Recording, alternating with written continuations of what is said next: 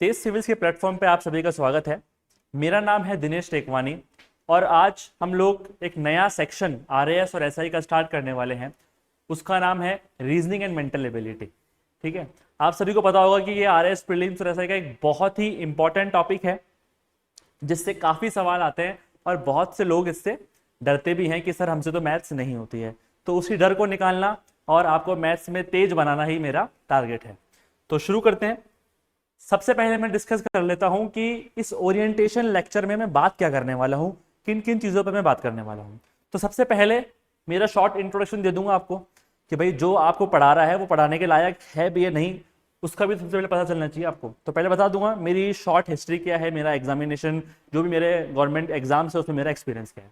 इसके बाद कोई भी सब्जेक्ट आप स्टार्ट करते हैं तो स्टार्ट करना है हमेशा सिलेबस से। सबसे पहले हम सिलेबस देखेंगे आरएएस प्रीलिम्स और एसआई के अंदर। आपको पता होगा दोनों का सिलेबस एकदम सेम है, एक वर्ड का भी डिफरेंस अभी तक नहीं है, लास्ट जो सिलेबस एसआई का रिलीज हुआ था उसके अकॉर्डिंग। ठीक है, तो सिलेबस देखेंगे पहले हम दोनों का कि दोनों में क्या क्या टॉपिक्स कवर हो रहे हैं, हम इनको कैसे कवर करेंगे। इसके बाद सबसे इंपॉर्टेंट स्लाइड जो होगी वो ये होगी कि रीजनिंग और मेंटल एबिलिटी का इंपॉर्टेंस क्या है। बहुत इंपॉर्टेंट है कि हम इस चीज को समझें कि और टॉपिक्स की तरह जो जैसे राजस्थान जीके में कोई टॉपिक है या इंडियन इकोनॉमी का कोई टॉपिक है या कोई भी टॉपिक है, उन सब के मुकाबले ये टॉपिक बहुत इंपॉर्टेंट क्यों है आरएएस प्रीलिम्स के पर्पस से और एसआई प्रीलिम्स के पर्पस से। I will prove this. ठीक है, इसके बाद इशू क्या है इस टॉपिक में, अभी जो एक जनरल इशू सारे कैंडिडेट्स को लेकर है कि मैथ्स और रीजनिंग के अंदर प्रॉब्लम क्या आ रही है वो हम लोग देखेंगे। ठीक है, इसके बाद देखो जो प्रॉब्लम्स है वो सभी की सेम नहीं है, सबका अपना अलग स्तर है, सबके अपनी अलग लेवल है। तो उसी टाइप से हम देखेंगे कि मेंटल एबिलिटी और रीजनिंग के पर्पज से टाइप ऑफ कैंडिडेट्स क्या हैं। एक जनरल 3 टाइप्स ऑफ कैंडिडेट मैं बताऊंगा और उनमें बताऊंगा कि उनकी क्या गलतियां अभी तक उन्होंने करी हैं। एक जनरल मिस्टेक्स जो मैं देखता हूं, उन जनरल मिस्टेक्स को आपको रिलेट करना है कि क्या हम भी इस कैटेगरी में फॉल हो रहे हैं और क्या हम भी ये मिस्टेक्स कर रहे हैं, और कर रहे हैं तो उन मिस्टेक्स को हम कैसे सुधारेंगे। नेक्स्ट फिर हम बात करेंगे कि मैं आपको कैसे पढ़ाने वाला हूं, मैथ्स और रीजनिंग हमारा मेथड क्या रहेगा, हम किस तरीके से आगे बढ़ेंगे, आपको क्या कर रहा है, मैं क्या करूंगा, वो सब चीजें आपको मैं डिस्कस करूंगा कि इन लेक्चर्स में हम किस तरीके से बात करने वाले। इसके बाद यार लेक्चर्स तो ले लेंगे, क्या लेक्चर लेने से काम खत्म हो जाएगा? जी नहीं, लेक्चर लेने से मैथ्स रीजनिंग में काम खत्म नहीं होगा। इसके बाद भी आपको और हमें बहुत काम करना है। तो वो काम क्या करना है, कैसे करना है, उसकी बात करेंगे हम what after taking these lectures. ठीक है, चलो लेक्चर ले लिया आपने, तैयारी भी कर ली, अब एग्जाम का दिन आ गया। एग्जाम के दिन में हमें पेपर कैसे अटेम्प्ट करना है मैथ्स और रीजनिंग के पर्पज से, क्योंकि बाकी जो क्वेश्चंस हैं उनका जो क्या कहते हैं, जो बाकी जो क्वेश्चंस हैं उनका नेचर अलग है, मैथ्स और रीजनिंग का नेचर अलग है। तो उन्हें हमें कैसे दोनों में बैलेंस बनाना है, कितना टाइम मैनेजमेंट करना है, कैसे करना है, पहले करने हैं मैथ के क्वेश्चन, बाद में करने हैं, बीच में करने हैं, इन सब की बात हम करेंगे पेपर सॉल्यूशन स्ट्रेटेजीज के अंदर। इसके बाद फ्रीक्वेंटली आस्क्ड क्वेश्चंस जो जनरली कैंडिडेट्स के रहते हैं मैथ्स और रीजनिंग को लेकर, हम उनकी बात करेंगे। ठीक है, और उसके बाद अगर आपके कोई सवाल होंगे तो वो आप कमेंट बॉक्स में या फिर डायरेक्ट टेलीग्राम पे पूछ सकते हैं, फर्दर क्लासेस में मैं उन क्वेश्चंस को एड्रेस कर दूंगा। ठीक है, तो इन सब के बाद अब शुरू करते हैं मेरे शॉर्ट इंट्रोडक्शन से। तो जनरली मैं यूपीएससी और आरपीएससी कैंडिडेट रहा हूं, मैंने यूपीएससी के 3 मेंस लिखे हैं, 4 प्रीलिम्स दिए हैं, और अगर किसी को नहीं पता तो बता दूं, जो यूपीएससी प्रीलिम्स का पेपर सेकंड है जो कि सीसेट नाम से होता है, उसमें मैथ्स और रीजनिंग एक बहुत बड़ा पोर्शन होता है। उस सेक्शन में 66 मार्क्स 200 में से क्वालिफाइंग होते हैं, और हर बार मैंने 97.50 से अबव ही स्कोर किया है और एक बार 143 मार्क्स स्कोर किए हैं, मतलब कि 2 जने पास हो जाते मेरे मार्क्स में। ठीक है, तो इसके अलावा अगर और पीछे जाऊं मैं तो 10th और 12th में मैथ्स में 100% मार्क्स मैंने स्कोर किए हैं दोनों में। तो मैथ्स और रीजनिंग मेरा नेचुरली ही रहा है, और मेरी कोशिश यही रहेगी कि जो मैथमेटिकल एप्टीट्यूड मेरा है वही मैं आपको ट्रांसफर आउट करूं और आप भी काफी अच्छा परफॉर्मेंस कर सकें। इसके अलावा 2021 के आरएएस के अंदर 684 रैंक है मेरी। यहाँ पर भी जो प्रीलिम्स, मतलब मैं यही कहूंगा कि राजस्थान जी के ज्यादा नहीं पढ़ने के बाद भी मैंने प्रीलिम्स इजीली क्वालिफाई किया दोनों तीनों बार, तो वो सिर्फ मैथ्स और रीजनिंग के अंदर 100% एक्यूरेसी लाकर ही किया है। ठीक है, तो वही एक्यूरेसी मैं एक्सपेक्ट करूंगा कि आप लोग भी लाएं। इसके अलावा सेंट्रल गवर्नमेंट के अंदर आईसीआर एक इंस्टीट्यूट है, इनका एक एग्जाम था यूपीएससी मेन सिलेबस बेस्ड, उस पर मेरी ऑल इंडिया रैंक 21 है। ठीक है, तो ये सभी अपने मुंह मियां मिट्ठू वाली बात करने के बाद हम आगे बढ़ते हैं कि सिलेबस क्या है, मेन बात। ठीक है, सबसे पहले बात कर लेते हैं हम सिलेबस कितने पार्ट्स में डिवाइडेड है। तो सिलेबस हमारा 3 पार्ट्स में डिवाइडेड है। तार्किक दक्षता यानी कि लॉजिकल रीजनिंग, मानसिक योग्यता यानी कि मेंटल एबिलिटी, और आधारभूत संख्यात्मक दक्षता यानी कि बेसिक न्यूमेरेसी। इन 3 मेजर पार्ट्स में डिवाइडेड है। ठीक है, यानी अगर मैं बोलूं तो ये दोनों मिलकर रीजनिंग है एक तरीके से, और ये आपका मैथ्स है। ठीक है, तो पहले देख लेते हैं मैथ्स में कौन कौन से टॉपिक इन्होंने दिए हैं आरएएस और एसआई के सिलेबस में, जो अभी लास्ट एग्जाम हुआ उसके अकॉर्डिंग। पहला टॉपिक है अनुपात, समानुपात और साझा यानी कि रेशो, प्रपोर्शन और पार्टनरशिप। देखिए, पहले जो है सिलेबस के अंदर 2018 से पहले नंबर सिस्टम का एक टॉपिक हुआ करता था, लेकिन वो टॉपिक हटा दिया है। उसके बावजूद भी हम शुरुआत वहीं से करेंगे क्योंकि वो सारे टॉपिक्स का बेस है। ठीक है, तो वो मैं ब्रीफ में नंबर सिस्टम के जितने भी कंसेप्ट्स हैं जो कि आगे हमें क्वेश्चन सॉल्व करने में काम आएंगे, उन सब की बात सबसे पहले करूंगा फर्स्ट लेक्चर के अंदर, चाहे वो सिलेबस में नहीं है। उससे डायरेक्टली और इनडायरेक्टली क्वेश्चंस आपके सॉल्व होंगे। ठीक है, तो सिलेबस का पहला टॉपिक अनुपात, समानुपात और साझा है। रेशो, प्रपोर्शन एंड पार्टनरशिप क्या है, क्यों है, ये सब बाद में बात करेंगे। वैसे आपने बचपन में सब पढ़ा होगा, मतलब तो आप सभी लोग सुन के जान ही रहे होंगे। सेकंड टॉपिक परसेंटेज है, सबने सुना है, कोई दिक्कत नहीं है। साधारण और चक्रवृद्धि ब्याज, ये टॉपिक सुनते ही कई लोगों के हाथ पैर फूल जाते हैं कि सर हमें साधारण ब्याज तो समझ में आ जाता है, लेकिन ये चक्रवृद्धि ब्याज, कंपाउंड इंटरेस्ट तो हमारे सर के ऊपर से जाता है, बाउंसर जाता है। तो इस बाउंसर को हम हुक करना सिखाएंगे, यानी कि एक नई टेक्निक से सीखेंगे जो आपने अब तक बचपन में नहीं पढ़ी होगी, कि चक्रवृद्धि ब्याज को हम कितना सिंपल तरीके से बिना फॉर्मूला यूज किए, 99% क्वेश्चन चक्रवृद्धि ब्याज के हम बिना जो टिपिकल फॉर्मूला है उसको यूज किए करेंगे। इसके बाद जो नेक्स्ट टॉपिक है वो है समतलीय चित्रों के परिमाप और क्षेत्रफल यानी perimeter of area of plane figures. Easy सा टॉपिक है, ज्यादा दिमाग नहीं लगाना, फॉर्मूला याद करने, फॉर्मूला बेस पे क्वेश्चन आता है सीधे और हमें सॉल्व कर देना है। इसके बाद आंकड़ों का विश्लेषण भी एक बहुत ही इजी टॉपिक है, जिसमें सारणी, दंड आरेख, रेखीय आलेख और पाई चार्ट यहाँ दिया हुआ है। इन सबको कैसे पढ़ना होता है, टेबल्स को, पाई चार्ट को, इनसे कैसे क्वेश्चन बनते हैं, आराम से देखेंगे, बिल्कुल इजीली टॉपिक हो जाएगा। इसके बाद है माध्य, माध्यिका और बहुलक। अगर बचपन में जिन भी लोगों को मैथ्स में दिक्कत हुआ करती थी वो इसी टॉपिक के ऊपर रहते थे कि यार ये टॉपिक तो हम करके पास तो हो ही जाएंगे मैथ्स में, तो यहाँ पर भी कोई दिक्कत नहीं आएगी आपको, ये टॉपिक इजीली हम कर लेंगे। इसके बाद जो ये टॉपिक है क्रमचय समचय यानी कि परम्यूटेशन और कॉम्बिनेशन, ये थोड़ा सा प्रॉब्लमेटिक टॉपिक होता है कुछ लोगों के लिए, क्योंकि थोड़ा सा ये टफ पड़ता है। 10 तक जनरली ये नहीं आता है टॉपिक, तो जिन लोगों ने 10 तक, मतलब जिन लोगों ने 10 तक ही मैथ्स पढ़ी है उनको शुरू में थोड़ी दिक्कत होगी, लेकिन इस टॉपिक में हम एकदम बेसिक से चलेंगे तो आप 90% क्वेश्चन जो आते हैं एग्जाम में वो अटेम्प्ट कर लोगे। देखो बात क्या है, मैथ्स रीजनिंग के सिलेबस में ना थोड़ा सा हमें इंटेलिजेंट होना पड़ता है। कैसे होना पड़ता है कि इसमें से कुछ 1-2 टॉपिक सिर्फ ऐसे हैं जिनमें बहुत ज्यादा मेहनत की डिमांड है और क्वेश्चन आएगा वही एक।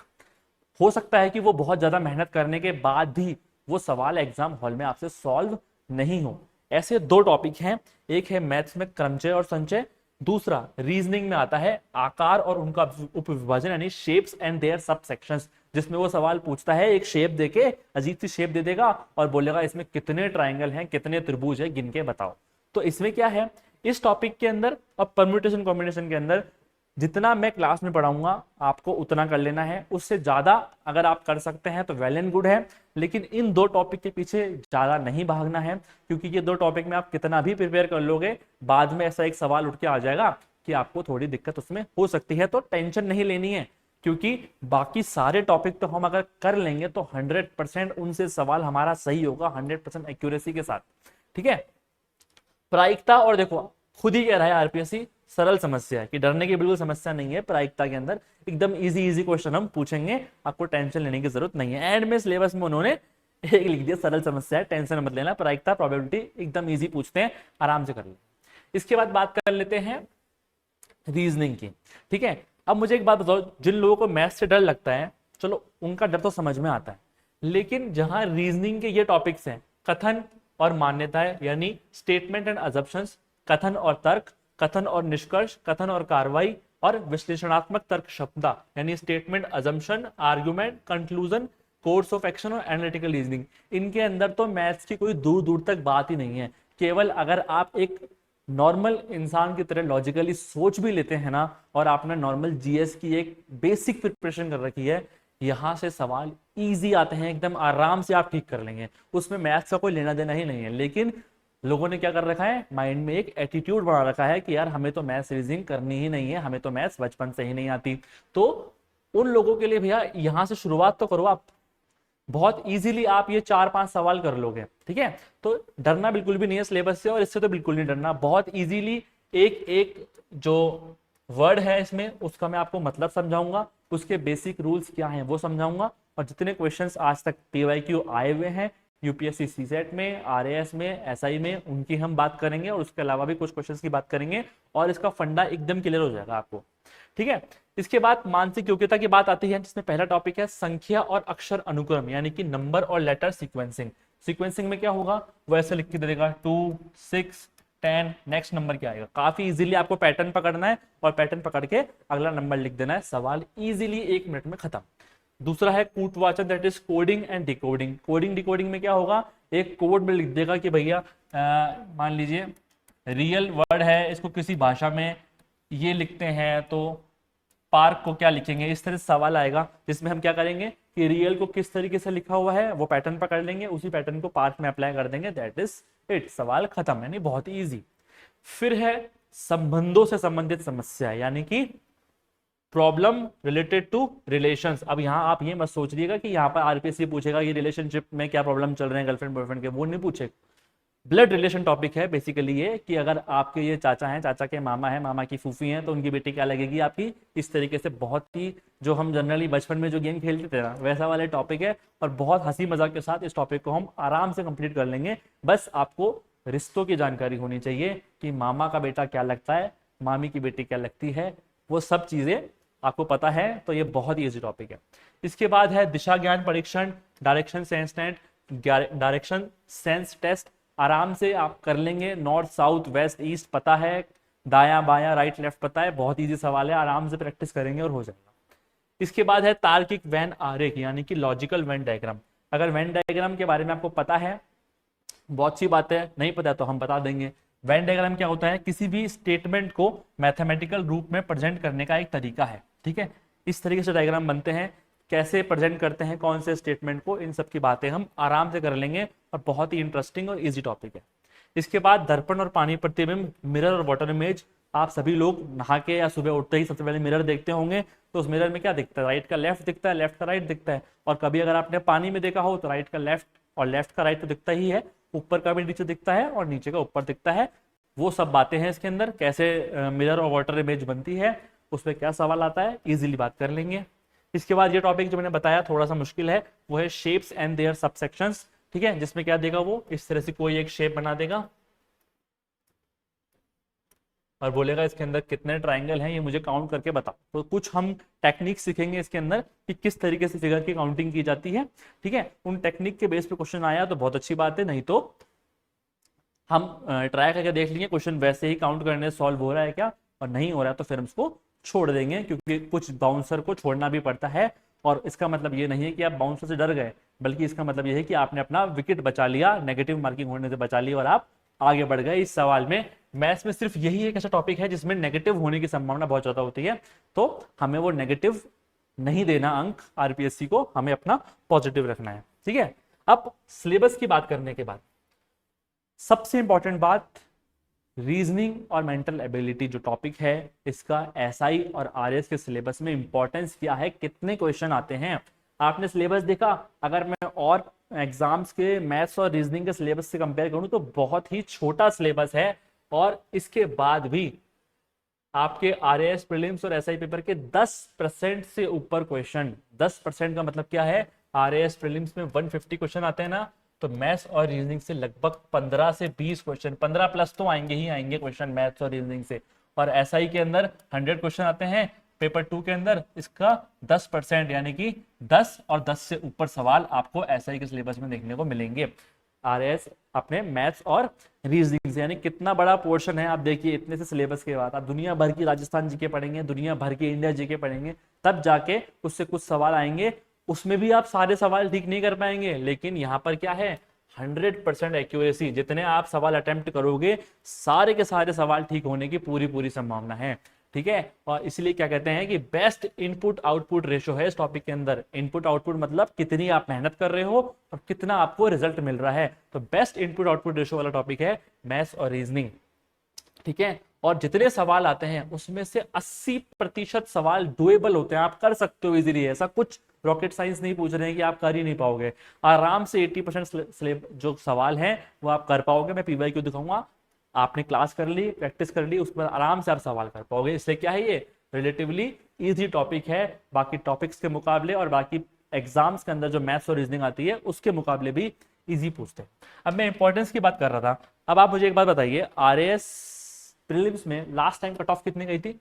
लगभग 71 पॉइंट समथिंग, यानी अगर 200 मार्क्स का पेपर है तो लगभग 36% मान लूं।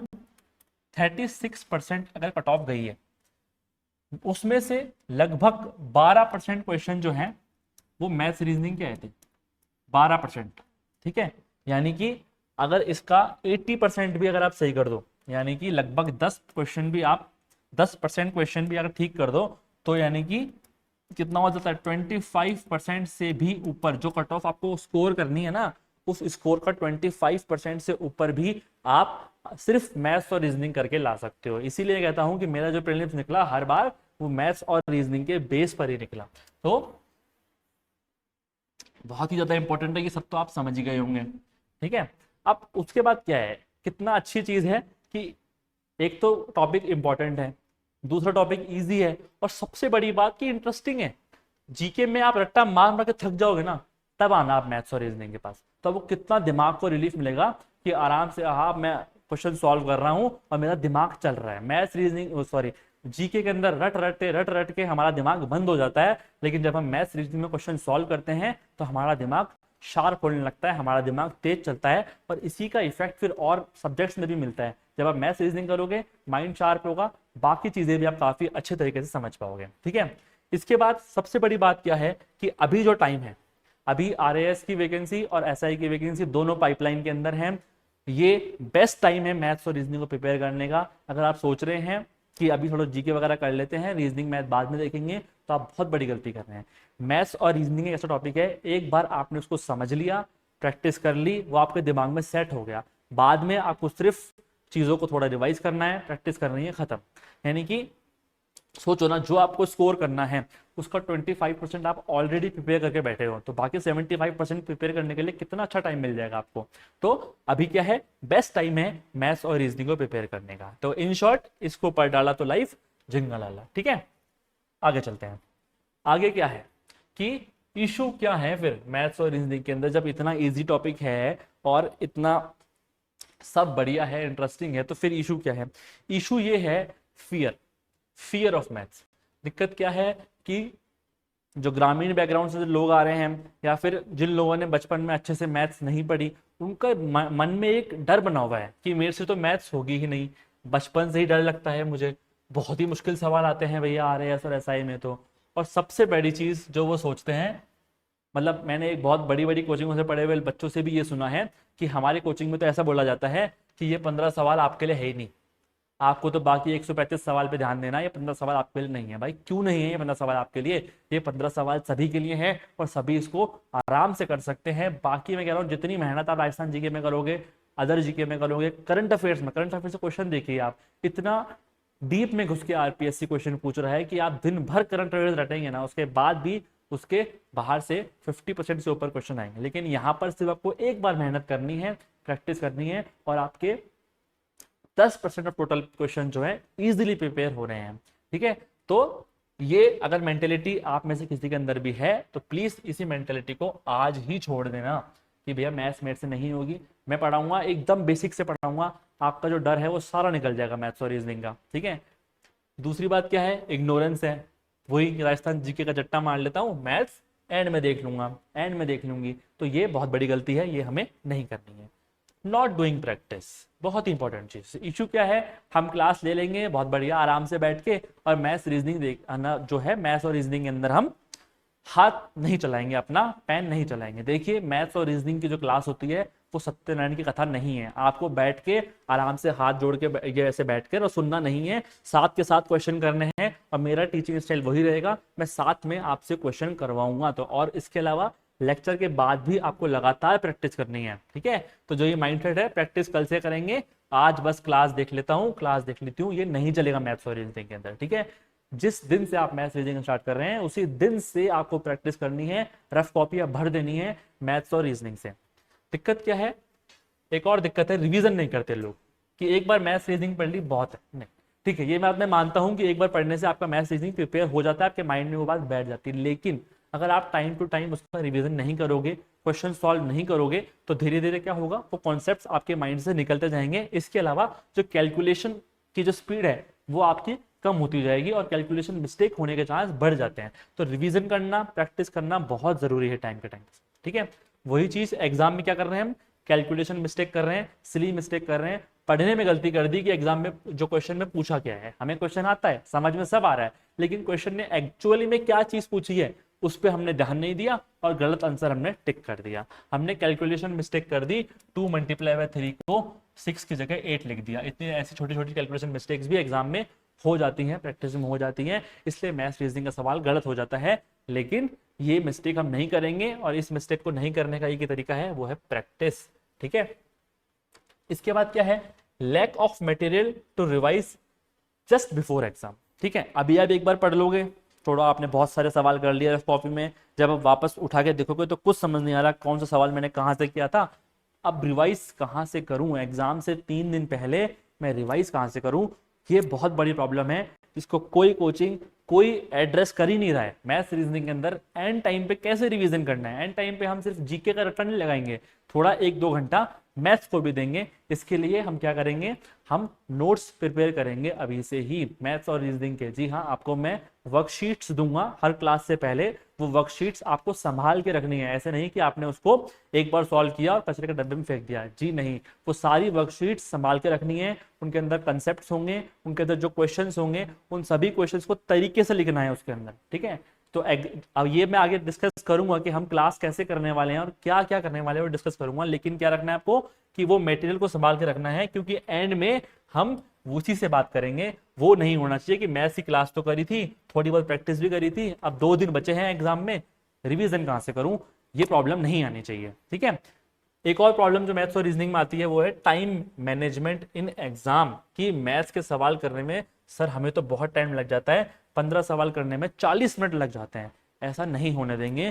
क्यों, इस चीज पे काम कैसे करेंगे कि जो कैलकुलेशन की टेक्निक्स है वो भी मैं आपको साथ के साथ बताऊंगा कि ये कैलकुलेशन आप कम टाइम में कैसे कर सकते थे, ये चीज बताऊंगा, क्योंकि टाइम मैनेजमेंट भी तो करना है हमें एग्जाम में। लास्ट आरएएस प्रीलिम से जो क्वेश्चंस हैं उनका जो लेंथ है वो बढ़ रहा है, जीके के क्वेश्चन करने में भी टाइम लग रहा है, तो हमें टाइम मैनेजमेंट कैसे करना है इन सब की बातें भी करेंगे और ज्यादा टाइम हम मैथ्स के क्वेश्चनों में नहीं लगाएंगे। आगे बात करते हैं, इससे पहले जो हमने बात की वो थी एक जनरल प्रॉब्लम्स क्या चल रही है मैथ्स और रीजनिंग में, लेकिन मैथ्स और रीजनिंग में ना सबकी प्रॉब्लम सेम नहीं है। कुछ 3 टाइप्स ऑफ कैंडिडेट में समझता हूं मैथ्स और रीजनिंग के पर्पस से। पहले वो कैंडिडेट हैं जिनका मैथ्स का बैकग्राउंड बहुत अच्छा है, जो आईआईटी से आए हैं, इंजीनियर्स हैं, मैथ्स में बीएससी हैं, या फिर बचपन से उनकी मैथ्स काफी अच्छी थी, ठीक है, एक ये कैटेगरी है। दूसरी कैटेगरी ये है कि जो एवरेज मैथ्स में रहे हैं, कॉमर्स के स्टूडेंट हैं, थोड़ा बहुत कैलकुलेशन वगैरह जानते हैं, ठीक है, 12th क्लास तक पीसीएम पढ़ी थी लेकिन बाद में बीए कर ली, तो 12th तक तो मैथ्स पढ़ी थी, यानी कुछ कुछ तो हमें आता है, वो हमारा एप्टीट्यूड मैथ्स का है वहां पे, ठीक है। ये सेकंड कैटेगरी है, एक एवरेज टाइप की कैटेगरी। थर्ड कैटेगरी है जो कि अपने आप को मैथ्स में वीक मानते हैं, वो है नहीं वीक, केवल उनके माइंड के अंदर ये बैठा हुआ है कि हमें मैथ्स नहीं आती है, क्योंकि वो ह्यूमैनिटीज बैकग्राउंड से रहे हैं, यानी आर्ट्स साइड से रहे हैं, या फिर बचपन से ही उनके अंदर मैथ्स का डर रहा है कि सर मुझे तो मैथ्स आती ही नहीं है। अब ये 3 टाइप के कैंडिडेट क्या क्या गलतियां करते हैं, जनरल मिस्टेक्स जो मैंने देखी है। पहले कैंडिडेट जो कि अपने आप को प्रो प्लेयर मानते हैं, वो ओवर कॉन्फिडेंस में ही मर जाते हैं, वो मैथ्स और रीजनिंग पढ़ते ही नहीं है कि यार ये 15 सवाल तो मैं सीधे एग्जाम में ही देखूंगा, सीधे देखूंगा एग्जाम में, मेरे को सब आता है मैथ्स और रीजनिंग में। पीवाईक्यूज का कोई वो ट्रेंड एनालिसिस नहीं करते कि आरएएस में क्या सवाल पूछा जा रहा है, एसएससी की मैथ्स आरएएस की मैथ्स बहुत अंतर है दिन रात का, ठीक है। तो उस चीज में वो लोग क्या सोचते हैं कि हमने एसएससी की तैयारी की हुई है, हम तो इंजीनियर हैं, हम तो मैथ्स आराम से कर लेंगे, और अंडर प्रिपरेशन के शिकार हो जाते हैं। और एग्जाम में होता क्या है, एग्जाम में होती है कैलकुलेशन मिस्टेक, एग्जाम में होती है सिली मिस्टेक्स, एग्जाम्स में अंदर जो फॉर्मूला बेस्ड सवाल आता है उसका फॉर्मूला ही याद नहीं आता, क्योंकि हमने पिछले 1 साल से मैथ्स को हाथ ही नहीं लगाया होता, ठीक है। तो क्या सोचते हैं वो, मुझे सब आता है। अगर आप इस कैटेगरी में हैं प्लीज थोड़ा सा जमीन पे आ जाइए। आपको आता है बहुत अच्छी बात है, लेकिन थोड़ी सी प्रैक्टिस, थोड़ी सी क्लासेस की जरूरत सभी को होती है, तो वो चीज हमें करनी है। अभी भी प्रैक्टिस थोड़ी बहुत करनी है और एग्जाम से पहले भी करनी है, नोट्स को थोड़ा बहुत रिवाइज करना है। सेकेंड कैटेगरी के लोग जो होते हैं वो क्या करते हैं, क्योंकि ये एवरेज स्टूडेंट है तो ध्यान तो वे देते हैं मैथ्स पे, क्लास वगैरह करते हैं, लेकिन ये अपनी सॉल्विंग स्पीड पे ध्यान नहीं देते कि हम एक क्वेश्चन कितने मिनट में कर रहे हैं, 5 मिनट में कर रहे हैं, 10 मिनट में कर रहे हैं, 2 मिनट में कर रहे हैं, उस पर ध्यान नहीं देते। इसके अलावा क्या कर लेते हैं, ये शुरू से ही अपने आप को लिमिट कर लेते हैं कि भाई मैं तो ये 4 टॉपिक प्रिपेयर कर लेता हूँ, इतना बहुत है मेरे लिए, बाकी टॉपिक मुझे समझ में नहीं आएंगे। ऐसा नहीं करना, सारे प्रिपेयर करने हैं। कुछ एक दो एक्सेप्शन जो मैंने पहले बताए थे उसमें भी हम लिमिटेड पढ़ाई तो करेंगे, ऐसा कुछ नहीं है कि हम उसको छोड़ ही देंगे, नहीं, लिमिटेड तो हम उसमें करेंगे। सेम गलती जो पीवाईक्यू पे फोकस करने की नहीं है वो तो सभी कर रहे हैं कि पीवाईक्यू पे ध्यान नहीं दे रहे हैं और बस केवल यूं ही प्रैक्टिस करते जा रहे हैं जो सवाल सामने आ रहे हैं। वैसा नहीं करना है, पीवाईक्यू का ट्रेंड देखना है किस तरह के सवाल आ रहे हैं एग्जाम में, ठीक है। इसके बाद क्या है, give more focus to other subjects during last 2 months before exam. ये एवरेज जो कैंडिडेट्स होते हैं मैथ्स के अंदर, वो लोग 2 महीने पहले जीके पर ज्यादा ध्यान देते हैं और मैथ्स को लगभग भूल ही जाते हैं, ठीक है। इसके अलावा ये एग्जाम डे स्ट्रेटेजी नहीं बनाते हैं और टाइम मैनेजमेंट नहीं कर पाते एग्जाम के टाइम पे, क्योंकि इन्होंने सोचा ही नहीं होता है कि मैथ्स के सवाल मुझे पहले करने हैं, बाद में करने हैं, कैसे करने हैं, उनमें कितना टाइम मुझे देना है। ये सब अगर आप प्लान पहले से करके नहीं जाओगे तो एंड टाइम पे थोड़ा टाइम मैनेजमेंट में दिक्कत आ सकती है, ठीक है। और इनका तो मैंने प्रॉब्लम लगभग बता ही दी है कि थोड़े अंडर कॉन्फिडेंट हैं, थोड़ा डर लगता है इनको मैथ से, कैलकुलेशन टेक्निक्स पे ध्यान नहीं देते हैं, ठीक है, कि क्वेश्चन तो समझ में आ रहा है पर आपको भी क्वेश्चन टाइम से करना है, तो कैलकुलेशन कैसे सुधार सकते हैं उस पर ध्यान देना है, ठीक है। सारे सवालों को केवल फॉर्मूला से करने की कोशिश करते हैं, लॉजिकल थिंकिंग और ऑप्शन एलिमिनेशन टेक्निक से नहीं करते हैं।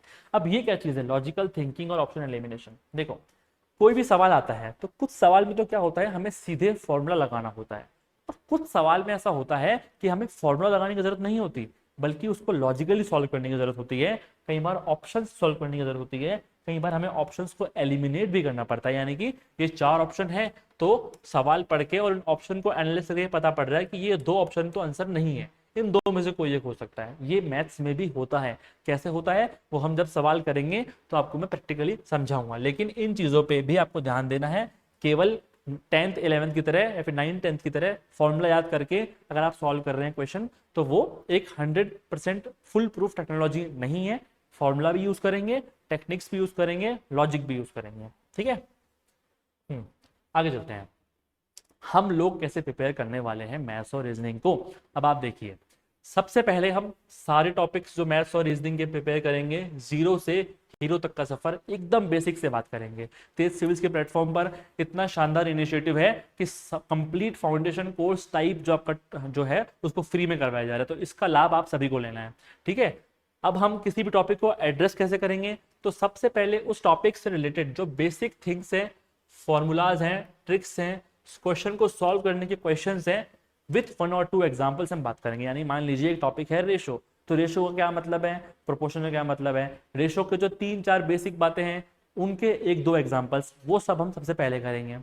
ये सब करने के बाद, ठीक है, जब आपको समझ में आ गया कि चलो इस टॉपिक के अंदर काम कैसे करना है, इसके बाद हम करेंगे सबसे इंपॉर्टेंट पार्ट, प्रैक्टिस क्वेश्चंस। और उस प्रैक्टिस क्वेश्चन के अंदर यूपीएससी सीसेट, आरएएस और एसआई के जितने पीवाईक्यू पॉसिबल हो सकेंगे सभी पीवाईक्यूज को मैं शामिल करूंगा। क्यों? क्योंकि रियल एग्जाम में कैसे क्वेश्चन आ रहे हैं वो सब आपको पता होना चाहिए।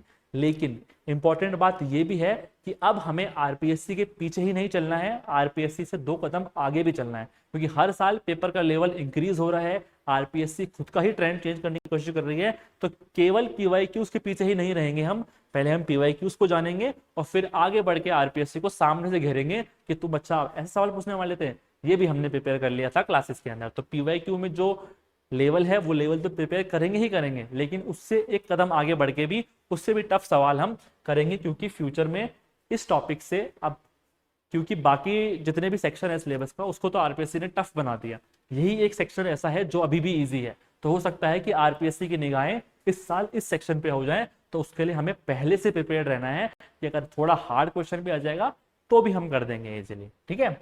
अब ये प्रैक्टिस क्वेश्चन करेंगे कैसे, सबसे पहले मैंने आपको समझा दिया पूरा बेसिक, 1-2 एग्जाम्पल बता दिए। अब इस प्रैक्टिस क्वेश्चन में सबसे पहले सवाल आपकी स्क्रीन पे आएगा, आपको वीडियो को पॉज करना है, उस सवाल को अपने आप से करने की कोशिश करनी है। ये स्टेप बहुत इंपॉर्टेंट है। आपको सिर्फ बैठ के सवाल का सॉल्यूशन नहीं देखना है, आपको सबसे पहले खुद सवाल करने की कोशिश करनी है, खुद उस पर दिमाग लगाना है, फिर उसके बाद वीडियो प्ले करके मैंने किस तरह से सॉल्व करवाया है उसको देखना है।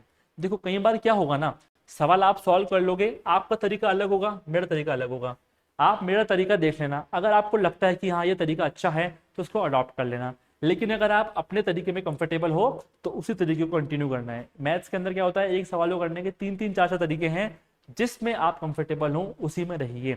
अगर किसी तरीके में हो सकता है टाइम कम लग रहा हो तो उसको एक बार आप देखिए कि क्या ये तरीका सीख जाऊंगा मैं आराम से। अगर आपको लगता है कि हाँ मैं सीख जाऊंगा तो उसको आप ट्राई कर सकते हैं।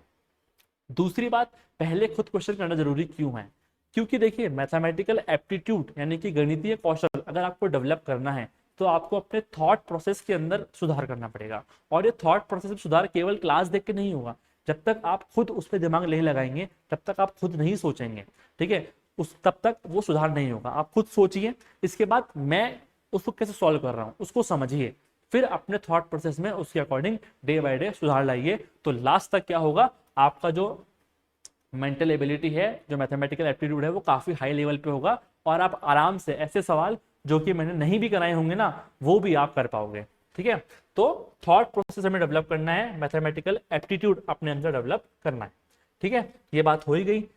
हाँ, कोई भी टॉपिक स्टार्ट करने से पहले हमारे टेलीग्राम चैनल पर उस टॉपिक के नोट्स आ जाएंगे, यानी वर्कशीट्स आ जाएंगी। उन वर्कशीट्स को प्लीज, मेरी रिक्वेस्ट है, प्रिंट ले लीजिएगा। क्लास करने से पहले उस वर्कशीट्स को आपको प्रिंट अपने पास रखना है, क्योंकि जब आपके पास प्रिंट होगा तभी तो आप उसमें लिख पाओगे ना क्लास में साथ के साथ, नहीं तो आप कहाँ लिखोगे। ये क्वेश्चंस अलग हैं, आंसर किसी और कॉपी में है, वो फिर बहुत गिचपिच हो जाएगा। वो जो हमारे नोट्स जो हमें लास्ट में रिवाइज करने हैं ना एग्जाम से पहले, वो प्रिपेयर नहीं हो पाएंगे, तो वो हमें प्रिपेयर करने हैं। इसलिए हमें इन सारी वर्कशीट्स का नोट्स प्रिंट निकालना है और क्लास लेने से पहले उन वर्कशीट्स को अपने साथ रखना है। और जब आप क्वेश्चन खुद से कर रहे हैं उसके लिए अलग से एक रफ कॉपी होगी, उसमें आप क्वेश्चन सॉल्व करेंगे। और जब मैं क्वेश्चन कराऊंगा तो आपको उसको इन नोट्स में स्पेस दिया होगा, उस स्पेस में उस क्वेश्चन को साफ साफ लिख लेना है, क्योंकि जिससे जब आप वापस उस नोट्स पर आएंगे तो वो आप पढ़ सकें कि इस तरह का सवाल आएगा तो इसमें क्या प्रोसेस रहती है, वो आपको दिखना चाहिए। ठीक है, तो ये नोट्स आपको प्रिंट निकालना है, ये मेरी रिक्वेस्ट है। ये नोट्स बायलैंग्वेज होंगे, हिंदी में भी होंगे और इंग्लिश में भी होंगे, तो दोनों मीडियम्स को कोई दिक्कत नहीं होगी। ठीक है, इसके बाद सबसे सबसे इंपॉर्टेंट बात, no time wastage at all.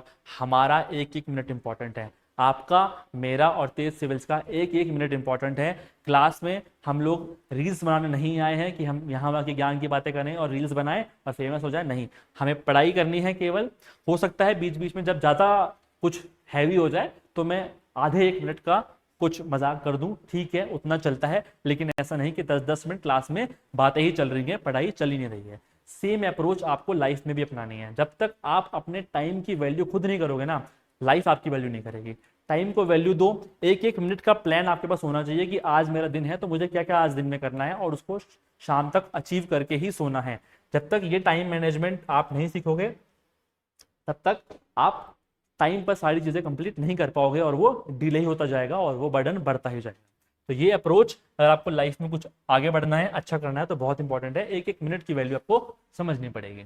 ठीक है, अब ये लेक्चर अगर आपने कर लिए, इसके बाद हमें क्या करना है, लेक्चर्स करने के बाद आपको ये नोट्स को रिवाइज करना है और जो पीवाईक्यूज हैं, बाकी बचे हुए पीवाईक्यूज भी तो होंगे, ऐसा तो है नहीं कि सारे पीवाईक्यू मैं करा दूंगा, सारे पीवाईक्यू आपको सॉल्व करने हैं। अब पीवाईक्यू केवल आरएएस और एसआई के क्यों, बाकी एग्जाम्स भी तो हो रहे हैं आरएसएसबी के, उनके पीवाईक्यू करो। मतलब प्रैक्टिस करने के लिए इतना बढ़िया आपके पास सोर्स है पीवाईक्यूज की, जिसकी कोई हद ही नहीं है। ठीक है, इसके बाद क्या है, ये तो कर ही लिए पीवाईक्यू। डेली 5 क्वेश्चन आपको मैथ्स और रीजनिंग के सॉल्व करने हैं। होता क्या है, हम दिन भर जीके पढ़ पढ़ के बोर हो जाते हैं, और जब हम पढ़ के बोर तो क्या करते हैं, मोबाइल निकालते हैं और रील्स देखते हैं। तो आज से वो बंद, रील्स से नहीं, मैथ्स से हम मूड फ्रेश करेंगे।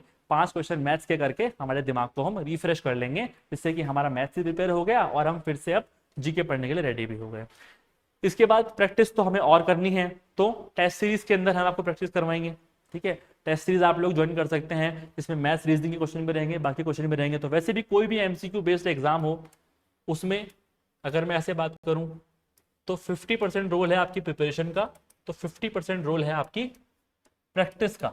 ठीक है, याद रखिएगा एमसीक्यू के अंदर क्या होता है, जब भी आपको एमसीक्यू सॉल्व करने हैं जरूरी नहीं है कि सिर्फ नॉलेज से ही वो सॉल्व हो जाएंगे, एमसीक्यू सॉल्व करने की कुछ टेक्निक्स भी होती हैं, उसको भी सीखना बहुत जरूरी है, और वो विद प्रैक्टिस आएगा, जिसको आप टेक्स्ट सीरीज से कर सकते हैं। इसके अलावा जब भी आप प्रैक्टिस करेंगे, चाहे आप किसी भी सोर्स से करें, तो आपको कुछ नए कंसेप्ट मिल सकते हैं जो हो सकता है हमने क्लास में कवर नहीं किए हों, तो उन नए कंसेप्ट को भी आपको अपने नोट्स में ऐड कर लेना है। हाँ, आप ऐसा कर सकते हैं कि हर एक नोट्स के बाद 1-2 पेजेस आप खाली छोड़ दें, जिससे कि आगे अगर कुछ नया मिलता है हमें तो उसको हम ऐड करते जाएं।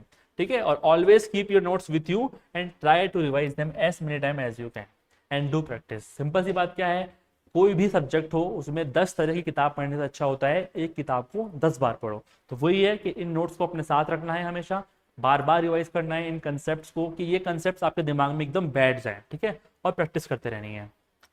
ठीक है, इसके बाद सब प्रिपेयर कर लिया हमने और एग्जाम आ गया हमारा। अब एग्जाम में मैथ्स और रीजनिंग के 15 क्वेश्चन कहीं बीच में आएंगे, सपोज दैट क्वेश्चन नंबर 80 से 95। अब आप 1 नंबर से क्वेश्चन करते हुए आ रहे हैं, 17 तक पहुंच गए, जीके जीके कर रहे हैं, इसके बाद क्या हमें बीच में मैथ्स करके और फिर वापस जीके पे जाना है? तो मैं ऐसा रिकमेंड करता हूं कि आप ऐसा मत करो। ठीक है, होता क्या है, आपके माइंड को एक स्टेबिलिटी की नीड होती है मैथ्स और रीजनिंग क्वेश्चन करने के लिए। अब वो स्टेबिलिटी 2 तरीके से आ सकती है। पहला जो तरीका मैं सजेस्ट करता हूं कि पेपर स्टार्ट होते ही पेपर पलटो और मैथ्स और रीजनिंग क्वेश्चन तो आपको दिख ही जाएंगे दूर से ही, पहले स्टार्टिंग में ही मैथ्स और रीजनिंग क्वेश्चन कर लो। अब ऐसा करने के पॉजिटिव्स क्या हैं और नेगेटिव्स क्या हैं? पॉजिटिव ये होता है ऐसा करने के कि अगर आपने मैथ्स के क्वेश्चन कर लिए अच्छे से, अगर आपने अच्छे से प्रैक्टिस कर रखी है, आपने 12 से 15 क्वेश्चन कर लिए और आपको एकदम कॉन्फिडेंस सब ठीक है, तो आपका पेपर के अंदर इतना कॉन्फिडेंस लेवल हाई हो जाता है कि 15 सवाल तो मैंने ठीक कर ही लिए हैं, अब बाकी पेपर में मैं अच्छे से कर लूंगा। ठीक है, दूसरी बात क्या कि आपने पहले ही 30 मिनट में कर लिया इसको, तो आप एकदम फ्री हो गए कि भैया अब मेरे पास 2.5 घंटा बाकी क्वेश्चन के लिए है, अब मैं आराम से दे सकता हूँ क्वेश्चन करते हुए, मेरे माइंड में टेंशन नहीं होगी कि यार मुझे मैथ्स और रीजनिंग भी करनी है, कहीं उसमें ज़्यादा टाइम ना लग जाए। ठीक है, ये तो कुछ पॉजिटिव्स है इसके। लेकिन कई बार ये टेक्नोलॉजी जो है, ये वाली जो स्ट्रेटेजी है, ये बैकफायर भी कर सकती है। कैसे बैकफायर कर सकती है कि मान लीजिए आपने ज़्यादा प्रैक्टिस नहीं की थी, ठीक है, और आप सीधे एग्जाम में जाके शुरू ही मैथ्स रीजनिंग से कर रहे हैं और आप शुरू के 3-4 क्वेश्चन में ही अटक गए, तो आपका कॉन्फिडेंस लो भी हो सकता है। डिपेंड करता है कि आपकी प्रैक्टिस कैसी है। ठीक है, एग्जाम से पहले आप मैथ्स रीजनिंग को लेकर कितना कंफर्टेबल है। अगर आप अच्छा खासा कंफर्टेबल हैं, इस टेक्नोलॉजी के साथ जाइए, क्योंकि मैं भी हमेशा मैथ्स रीजनिंग के सवाल पहले ही करता था, जिससे कि मुझे एक कॉन्फिडेंस मिले, मुझे एक बूस्ट मिले कि हाँ ये एग्जाम में ईजिली क्रैक करने वाला हूँ। ठीक है, सेकेंड स्ट्रेटेजी होती है कि बीच बीच में अगर मैथ्स के क्वेश्चन आ रहे हैं उनको भी इग्नोर कर दो, आप पूरा जीके खत्म कर दो पहले। ठीक है, और एंड में आप पहले से 40 मिनट्स तो नहीं, एटलीस्ट 30 मिनट्स आप मैथ्स रीजनिंग के लिए रख लो, कि अगर 3 घंटे का पेपर है तो मेरे माइंड में मैंने बिठा रखा है कि जीके करते करते मैं 2 घंटा 20 मिनट तक या 25 मिनट तक ही जाऊंगा, बाकी टाइम मेरा मैथ्स रीजनिंग के लिए। ठीक है, तो ये चीज भी आप कर सकते हैं कि पूरा पेपर करने के बाद एंड में आप मैथ्स रीजनिंग कीजिए। ये टेक्नोलॉजी उनके लिए अच्छी हो सकती है जो लोगों को थोड़ा सा फियर है मैथ्स और रीजनिंग का, कि आप पहले जीके कर लीजिए, जीके में आप लोग अच्छा करेंगे ही, इसके बाद आप एंड में मैथ रीजनिंग पूरा टेंशन फ्री होके आराम से कर सकते हो। लेकिन जब आप ये टेक्नोलॉजी अगर आप अपना रहे हो तो प्लीज जब आप जीके क्वेश्चन कर रहे हो तो मैथ रीजनिंग का लोड लेना ही नहीं है, यही सोचना है कि ये एग्जाम में है ही नहीं क्वेश्चन। ठीक है, मैथ रीजनिंग आती ही नहीं है जब तक आप जीके कर रहे हो, क्योंकि इसका लोड नहीं लेना। बस केवल टाइम लिमिट का ध्यान रखना है कि टाइम लिमिट जो है उसका आपका ध्यान रखना है, कहीं ऐसा ना हो कि जीके करते करते ही 3 घंटे हो गए और 10 मिनट में हमें अब मैथ रीजनिंग करनी। ठीक है, अब इन दोनों टेक्नोलॉजी को ऐसा आप कर सकते हो, टेस्ट सीरीज में ये दोनों टेक्नोलॉजी यूज कर लो।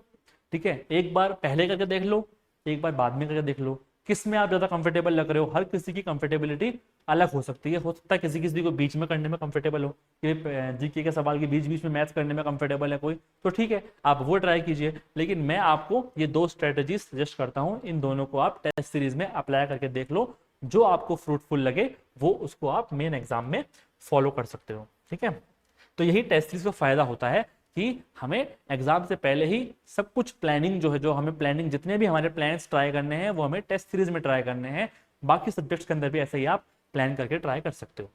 ठीक है, अब मैथ्स और रीजनिंग में जब आप सवाल पढ़ते जाओगे तो मैं तो यही मतलब विश करता हूँ कि आपको सारे सवाल इजीली आ जाए। लेकिन कई बार ऐसा होगा कि कोई एक सवाल आपने 2-3 बार पढ़ लिया, थोड़ा बहुत ट्राई कर लिया, लेकिन वो सॉल्व ही नहीं हो रहा, समझ ही नहीं आ रहा, तो उसकी टेंशन नहीं लेनी है। ठीक है, वो क्या है, वो वाला बाउंसर है जिसमें से आपको बचना है। ठीक है, तो उसको आपको छोड़ देना है बिना कोई टेंशन लिए, उसमें टाइम वेस्ट नहीं करना है, क्योंकि अगर आप उसमें 5-7 मिनट वेस्ट कर लिए और फिर भी आंसर नहीं आया तो डिमोटिवेशन होगा, और एग्जाम में हमें डिमोटिवेशन को दूर दूर तक लेना ही नहीं है, एकदम टेंशन नहीं लेनी है। उसको हम एंड में दिमाग लगाएंगे, जब हमारा टाइम बच जाएगा ना एंड में, तो फिर हम उस क्वेश्चन पे वापस आ जाएंगे। ये मतलब ये टेक्नोलॉजी जो हर सब्जेक्ट के लिए काम करती है कि अगर कोई सवाल आपको 1-2 बार पढ़ने में नहीं आ रहा तो छोड़ो, आगे बढ़ो, उसकी टेंशन नहीं लेनी है। ठीक है, सबसे बड़ी बात भैया, मैथ्स और रीजनिंग में तुक्के नहीं लगाने हैं। ऐसा नहीं है कि यार ये दिखने में ऑप्शन अच्छा लग रहा है इसको लगा देते हैं, तुक्के नहीं लगाने, मोर चांसेस है कि वो गलत हो जाएगा। लेकिन अगर आपने लॉजिकली रूप से 2 ऑप्शंस एलिमिनेट कर दिए हैं, जैसे मैंने आपको बताया था पहले भी कि मैथ्स और रीजनिंग में भी ऑप्शन एलिमिनेट हो सकते हैं, अगर आपने एलिमिनेट कर दिए हैं तो आप 50-50 वाला रिस्क ले सकते हो। ठीक है, इसके बाद आई थिंक इसके बाद कुछ FAQ डिस्कस कर लेते हैं कि जनरली फ्रीक्वेंटली आस्क्ड क्वेश्चन जो बच्चों के रहते हैं मैथ्स और रीजनिंग के बारे में। सबसे पहली चीज वही कि मैथ्स और रीजनिंग करना जरूरी है क्या, इसके बिना काम नहीं चलेगा? तो भैया काम नहीं चलेगा, आपको करना ही करना है। जिस हिसाब से पेपर का अभी लेवल चल रहा है, बाकी जीके के अंदर, करंट अफेयर्स के अंदर, मैथ्स रीजनिंग कर लो, अपने आप को प्रीलिम्स में एकदम सेफ कर लो। ठीक है, कितना टाइम दूं मैथ्स और रीजनिंग को, बहुत इंपॉर्टेंट सवाल। सबसे मेरे अकॉर्डिंग क्या है, देखो मैथ्स और रीजनिंग को आप लगभग शुरू में जब आप पहली बार प्रिपेयर कर रहे हो तो लगभग 25 से 30 दिन में अपने दिन का हाफ पार्ट, मैं नहीं कह रहा कि सुबह से रात तक आप मैथ्स और रीजनिंग पढ़ो, नहीं, अपने दिन का हाफ पार्ट यानी around 5 hours per day, 25 to 30 days जब आप पहली बार प्रिपेयर कर रहे हो मैथ्स और रीजनिंग को, उस टाइम पे आपको सारे टॉपिक्स अच्छे से कर लेने हैं। 25 to 30 डेज, ठीक है, आप शुरू में दे सकते हो लगभग 5 आवर्स। इस 5 आवर्स में क्या रहेगा, लगभग 1 से 2 घंटे की आप क्लास कर सकते हो और बाकी आवर आप प्रैक्टिस कर सकते हो उस टॉपिक की। ठीक है, जिससे क्या हो जाएगा, आपका वो टॉपिक एकदम प्रिपेयर हो जाएगा पहले शुरू में एक बार। इसके बाद डेली आप 5-5 क्वेश्चन की प्रैक्टिस कर सकते हो, और एग्जाम से पहले क्या करना है, पूरा वापस से रिवाइज करना है 2-3 दिन देके। और टेस्ट सीरीज में तो आप क्वेश्चन सॉल्व कर ही रहे होंगे, पर साथ में और जो हमारे पहले के सॉल्व किए हुए जो हमारे नोट्स हैं जिसमें क्वेश्चन सॉल्व कर रखे हैं, उन क्वेश्चंस को भी आपको देखना है और उनको अपने हाथ से भी सॉल्व करना है। इंपॉर्टेंट क्या है, हाथ की प्रैक्टिस होनी चाहिए मैथ्स और रीजनिंग में, सिर्फ ऐसे पढ़ने पलटने से कुछ नहीं होगा। ठीक है, प्रैक्टिस जरूर करनी है। अब एक बहुत ही इंपॉर्टेंट सवाल कि मुझे जो ये पोर्शन है इसमें मैथ समझ नहीं आती, क्या केवल रीजनिंग करने से काम नहीं चलेगा? देखो ये बात कई हद तक कुछ लोगों के लिए ठीक हो सकती है, लेकिन आपको फर्स्ट डे से ही माइंड में ये लेके नहीं चलना है कि मुझे मैथ समझ नहीं आएगी, केवल रीजनिंग कर लेता हूँ, जी नहीं। पहले अपना ट्राई देना है, 20-25 दिन कोशिश करनी है। ठीक है, हो सकता है कि जो टॉपिक के हार्ड क्वेश्चन आपको नहीं आ रहे, एटलीस्ट इजी क्वेश्चन तो आ जाएंगे। मैं मानता हूँ कि हाई लेवल क्वेश्चन हो सकता है आपसे नहीं हुए एग्जाम हॉल में, लेकिन जो इजी क्वेश्चन है वो तो आप कर लोगे ना, और 80% सवाल तो इजी ही आ रहे हैं, तो उन 20% के पीछे हम पूरी मैथ्स को क्यों इग्नोर कर दें? पूरी मैथ्स को इग्नोर नहीं करना है। हो सकता है कुछ एक टॉपिक में बहुत ही दिक्कत आ रही है, परम्यूटेशन कॉम्बिनेशन समझ ही नहीं आ रहा है, तो उसको आप छोड़ सकते हो, फिगर काउंटिंग छोड़ सकते हो, कोई बात नहीं। लेकिन कोशिश ज्यादा से ज्यादा यही करनी है कि मैं मैथ्स भी कर लूं, एटलीस्ट इजी क्वेश्चन तो कर ही लूं, और रीजनिंग तो करनी ही करनी है। देखो इसमें तो कोई वो नहीं मिलेगी आपको, रीजनिंग तो इतनी इजी है, मतलब उसमें कोई कैलकुलेशन वाली बात ही नहीं है, तो फिर रीजनिंग तो करनी ही करनी है। सारे टॉपिक करना जरूरी है क्या, इस पर हम बात कर ही चुके हैं कि एक आधा टॉपिक छोड़ के आपको करना है, और एटलीस्ट इजी पोर्शन तो करना ही है। प्रैक्टिस कहाँ से करूँ, तो प्रैक्टिस के लिए PYQ सबसे बड़ी चीज़ है। अपने एग्जाम के PYQ, RPSC SI के, RSSMB के PYQ, और लेकिन ऐसे जब आप और एग्जाम के PYQ कर रहे हो तो हमेशा अपना सिलेबस ध्यान में रखना कि मेरे सिलेबस में कौन कौन से टॉपिक। अच्छा हाँ, एक बात मैं बताना भूल गया, सबसे पहले करना क्या है, आपको SI और RAS के सारे PYQ उठाने हैं 2013 के बाद के ले लेना चलो, और सिलेबस उठाना है, सवाल पढ़ना है, सिलेबस के कौन से टॉपिक से वो सवाल है उसको लिंक करना। ठीक है, सिर्फ पढ़ना है, मैं ये नहीं कह रहा सवाल सॉल्व करना है, आपको सवाल पढ़ना है, पहचानना है कि अच्छा ये इस टॉपिक का सवाल है। ठीक है, ये प्रैक्टिस आपको पहले कर लेनी है क्लासेस लेने से पहले ही, जिससे कि जब क्लास में सवाल आएगा ना तो आपको रिलेट कर पाओगे आप चीजों को कि इसी के एग्जाम में भी ऐसा ही सवाल आता है। ठीक है, एक और प्रॉब्लम, समझ तो आ जाता है पर सवाल सामने आते ही दिमाग नहीं चलता, ये लोग कहते हैं, तो इसका जो रीजन है ना वो वही है कि आप प्रैक्टिस नहीं कर रहे हैं तरीके से, आप केवल एक क्लास देख रहे हैं एक सत्यनारायण कथा की तरह। तो वो कथा नहीं सुननी है और हाथ से प्रैक्टिस करनी है, अपने आप दिमाग चलेगा, आज नहीं कल नहीं परसों नहीं 3 दिन बाद तो चलेगा ही चलेगा। ठीक है, सवाल करने में टाइम बहुत लग जाता है, सुधार कैसे करें? तो सुधार कैसे होगा? वही practice, practice makes a man perfect, plus calculation technologies भी आपको अपनानी है जो मैं बताऊंगा। ठीक है, क्योंकि कैलकुलेशन टेक्नोलॉजी अपनाओगे तो फटाफट से सवाल हो जाएगा। एग्जाम से पहले रिवीजन कैसे करना है बात कर चुके हैं इसके बारे में हम, कि जो नोट्स हैं उनमें कंसेप्ट समझना है, सवाल का प्रोसेस देखना है और खुद क्वेश्चन कुछ हाथ से करने हैं, हो या रिवीजन। एग्जाम में मैथ्स और रीजनिंग सवाल करने में कितना टाइम लगना चाहिए? बहुत अच्छा सवाल है कि एग्जाम के अंदर हमें जो 3 घंटे, अगर मैं RAS प्रीलिम्स की बात करूं 3 घंटे मिलते हैं, तो कितना टाइम हमें डिवोट करना है उस 15 से 20 क्वेश्चन में? ठीक है, तो जनरली देखो अगर मैं 150 क्वेश्चन है अपने पास, ठीक है, और 180 मिनट्स हैं, इसमें से मैं मान के चल रहा हूं 15 क्वेश्चन मैथ्स और रीजनिंग के हैं। ठीक है, इस 15 क्वेश्चन पर क्वेश्चन 2 से 2.5 मिनट भी अगर मैं ले लूं तो लगभग 30 से 40 मिनट, इससे ऊपर आपको मैथ रीजनिंग में टाइम नहीं लगना चाहिए। शुरू में हो सकता है 1-2 टेस्ट में ज्यादा लगे, लेकिन बाद में ग्रेजुअली 30 से 40 मिनट से ऊपर आपको नहीं देना है, क्योंकि आपको बाकी 135 सवाल भी करने हैं और इस 135 सवाल के लिए आपके पास 135 मिनट तो होने चाहिए ना। एक सवाल पे 1 मिनट तो चाहिए ही चाहिए, जीके के सवाल के लिए भी, तो इसके लिए उतना सेव करके रखना है और मैथ्स रीजनिंग को हमें 30 से 40 मिनट में करना है। ठीक है, अब इसके अलावा भी हो सकता है आपके माइंड में कोई सवाल हो मैथ्स और रीजनिंग को लेके, तो आप कमेंट बॉक्स में पूछ सकते हैं, टेलीग्राम पे मैसेज करके पूछ सकते हैं। ठीक है, आई होप आपको ये लेक्चर लेने के बाद जो मैथ्स और रीजनिंग के प्रति जो सवाल है आपके मन में, काफी हद तक उनका जवाब मिला होगा, कैसे हम लोग प्रिपेयर करने वाले हैं वो पता पड़ा होगा आपको। ठीक है, तो आई होप आप सभी लोग जल्दी ही मैथ्स और रीजनिंग में तेज बन जाएंगे और टूवर्ड एजुकेशन जस्टिस की और जो हमारा एक लक्ष्य है वो हम भी पूरा कर पाएंगे। ठीक है, तो थैंक यू सो मच।